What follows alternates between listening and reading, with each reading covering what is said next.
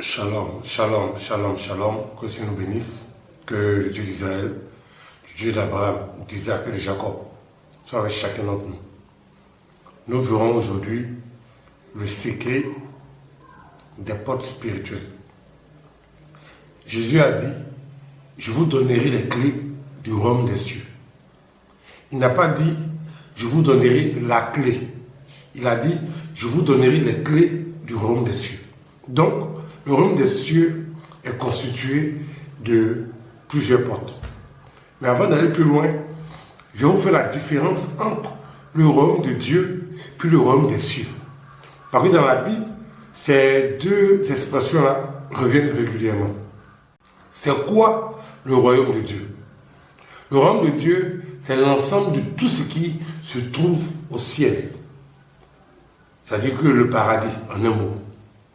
Et le royaume des cieux, c'est l'ensemble de tout ce que Dieu a prévu pour ses enfants qui vivent sur terre. Donc, vous et moi appartenons pour l'instant au royaume des cieux. C'est-à-dire que nous sommes encore sur terre. À notre mort, on ira dans le royaume de Dieu. Mais pour l'instant, nous sommes dans le royaume des cieux. Et pour avancer, pour être protégé, pour pouvoir résister dans le royaume des cieux, il faut avoir des clés. Pourquoi? Parce que le royaume des cieux, c'est-à-dire la terre sur laquelle nous vivons, a plusieurs portes. Donc, si tu n'as pas les clés du royaume des cieux, ta vie ne va pas prospérer. Si tu n'as pas les clés du royaume des cieux, tu mourras avant ton temps. Avant-hier, il y a les jeunes gens, pour ceux qui connaissent la Côte d'Ivoire, il y a les jeunes gens qui sont partis à la plage, il n'y a rien de mauvais à cela. Ils se sont amusés, ils ont dansé, il n'y a rien de mauvais à cela. Mais en rentrant chez eux, ils ont fait un tonneau sur la voie de Bassam. Des adolescents comme ça. Ils ne sont même pas encore arrivés quelque part dans la vie. Leur corps gisait sur la route. Parmi eux, il y a beaucoup de chrétiens. Parmi eux, il y a beaucoup dont les parents sont actifs à l'église. Mais ça n'a pas empêché que leur enfant meure tragiquement sur la route. Pour dire que si tu n'as pas les clés du royaume des cieux, pour ouvrir les portes du royaume des cieux, tu finiras un jour ta vie comme ça. Vous savez, les grands diseurs ne sont pas les grands faiseurs.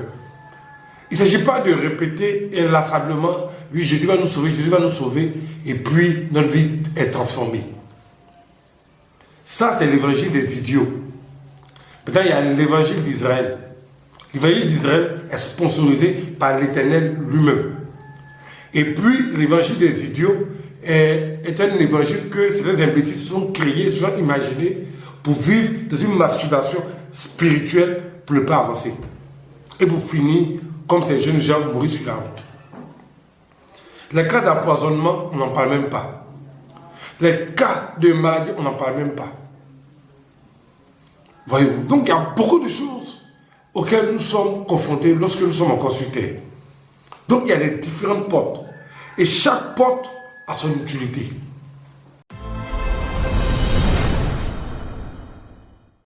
La première porte dont tu dois avoir la clé, c'est la porte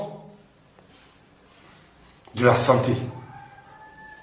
La santé est très importante dans la vie d'un individu. Sans la santé, tu n'avanceras pas. Donc dans le monde des cieux, Dieu a mis des portes. Là pour la santé, il y a pour d'autres domaines que nous allons voir tout à l'heure.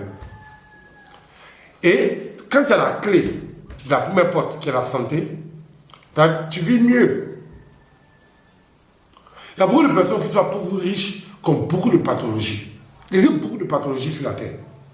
Chaque jour que Dieu fait, il y a de nouvelles maladies qui font leur apparition. Le coronavirus a fait oublier même le sida. Le coronavirus a fait oublier le cancer. C'est quand tu n'as pas la santé que tu te rends compte que beaucoup de choses que nous faisons sont vraiment inutiles. C'est quand quelqu'un est pauvre qui ne connaît pas la valeur de la santé. C'est quand quelqu'un a l'argent, a les moyens, même si c'est un minimum, juste un peu, il connaît la valeur de la santé. Parce que, puisque la santé est défaillante, alors il n'arrive pas à jouir correctement de ses biens.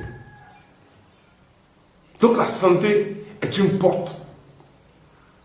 Et aujourd'hui, au lieu d'avoir des pratiques spirituelles qui nous permettent d'avancer dans le niveau de la santé, on crée des croisades de miracles, d'inventions. À Abidjan ici, là, nous tous on sait où se trouvent les malades. Les malades du corona, nous tous on sait où ils se trouvent. Les malades du sida, on sait où ils se trouvent. Le cancer, on sait où ils se trouvent. La tuberculose, on sait où on les trouve. Et à des gens, vraiment, je ne sais pas s'ils ne sont pas très intelligents, mais il y a des personnes à Abidjan ici. On va mettre grande veillée de croisée de guérison. Ils vont pour partir. Ceux qui organisent une croisade de veillée de guérison, là, ils savent où se trouvent les malades. Pourquoi ils ne vont pas à la rencontre des malades? Tu vas dans un hôpital, quelqu'un a atteint du cancer, tu fais ta prière puis tu te lèves. On contrôle sur le médecin, effectivement il est guéri puis il sort. Mais tout ça, ce sont des mensonges, ce sont des inventions. Ce sont des inventions. Jésus était extrêmement puissant parce que Jésus n'a jamais péché. Donc nous tous on a la possibilité de guérir à certains moments par la volonté du Seigneur. Mais on ne peut pas avoir un pouvoir égal à celui de Jésus parce que nous sommes des pécheurs.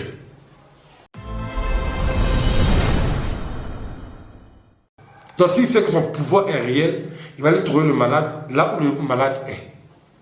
Mais on sait que le pouvoir n'est pas réel. On sait que les dimensions, c'est ce qu'on appelle la marmaille.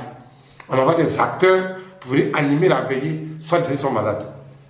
Donc la personne ne peut pas se lever pour aller dans un hôpital ou dans un centre de santé pour aller prier pour les malades. Il pouvait dire aux gens, non, venez, venez, venez, pour que la marmaille soit mise en place. Donc la porte de la santé est vraiment très très importante. Il y a des gens qui n'ont pas compris que la vie d'un être humain ne tient qu'à un fil. N'importe quelle chose peut nous emporter. Moi, j'ai connu des gens que le VIH, la maladie ne progresse pas dans leur corps. Ça ne progresse pas depuis des années, ça ne progresse pas. Je connais des gens qui ont le diabète, mais la maladie ne progresse pas dans leur corps. À d'autres aussi, ça a disparu. À d'autres, c'est encore là, mais c'est bloqué, ça ne détruit pas la vie de la personne. C'est un peu comme si la maladie était mise au frigo. Si tu es encore souffrant, si tu as encore des maladies qui ne finissent pas, aujourd'hui tu as mal ici, demain tu as mal là, après demain tu as mal ici, après demain tu as mal de l'autre côté, tu as le cancer, tu as ceci, tu as celui-là, tu as plein de maladies, que ce soit une maladie infectieuse ou pas, que ce soit le corona, que ce soit le sida, peu importe la maladie, Dieu ne trie pas les maladies, soit Dieu guérit, soit Dieu ne guérit pas. Si tu es victime d'une pathologie qui te pourrit la vie, alors utilise une des clés de guérison. La plus simple à utiliser, c'est l'huile d'onction Padre Pio. Tu dis l'huile d'onction Padre Pio avec 12 huiles d'onction, exemple Arik Ampine, et puis Benaï Elohim. Donc en utilisant ces 3 huiles d'onction-là, tu actives une des clés de guérison. Je n'ai pas dit que, comme les inventeurs vont dire oui, la guérison qui dit du ciel, non, ce n'est pas ce que je dis. Je dis que tu vas retrouver progressivement ta santé, peu importe la maladie.